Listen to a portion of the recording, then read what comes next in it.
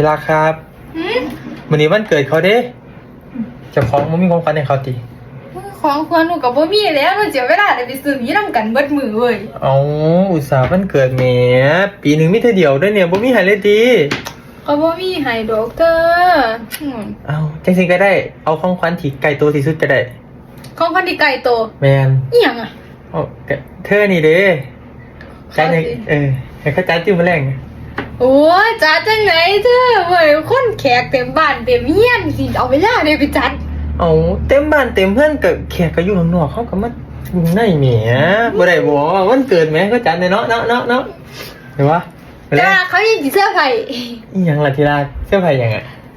พร้อมมาอีหยังชดาไผ่เป็นเม่น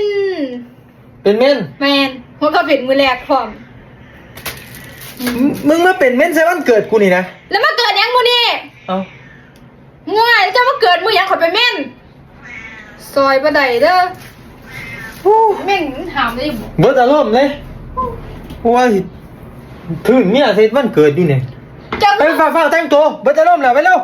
หาซื้อน้ำมากินแม่เจ้าแม่งบอกอีกจัก3-4 มื้อล่ะ